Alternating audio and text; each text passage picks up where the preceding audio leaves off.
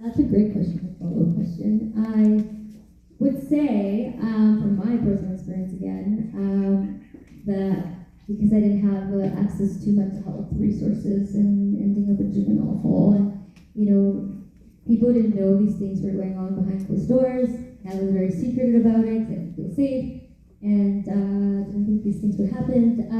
I would say that there are a lot of consequences as far as not having these resources. And just today at Miller Organization, that was inspired because of the high suicide rates in Laredo, Texas, about 10 years ago.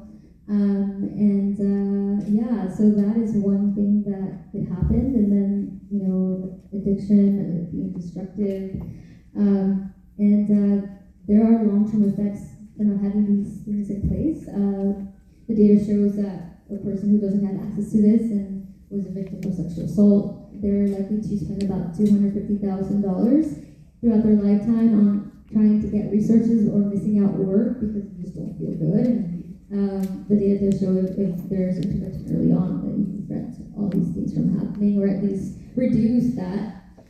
So there definitely are a lot of consequences, but again, I am hopeful about the community leaning towards growing this in the mental health space. But definitely very happy that people are open to reading the book.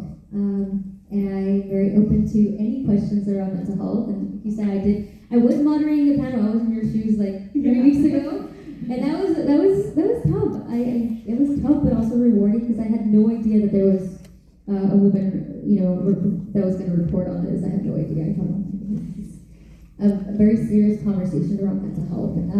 But I'm really happy that the People magazine highlighted the importance of having more books about mental health for young people. You've also overcome and accomplished so much in your life. For example, becoming a coach, in the sport that you love, and out of state university. How do you feel about your journey specifically? And is there anything that you're very, very proud of? Other than your book. Other than my book. I mean, that's something to be very proud of. Let's see, let me think. But yeah, one of the things that I'm thinking about, well, first I want to say book for sure.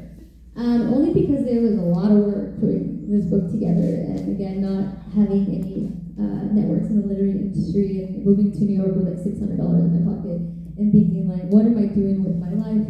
But I have to figure out how to do it. It's just like hurtling in the dark.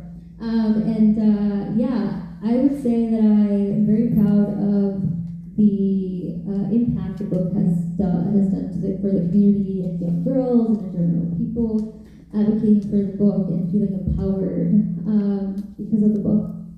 And I think if young Christy was in the crowd, she would probably be like, oh my god, this girl from the river wrote a book. How did she do that? Because I was again once young Christy listening to Gerda Weissman talking about her story, but I think that's number one. I know it's aside of my book, and I guess all the other accomplishments and fighting for my dreams in the face of adversity, that is what really I'm proud of, and the resilience and hope that young Christy had all the way until now. So yeah, that's how I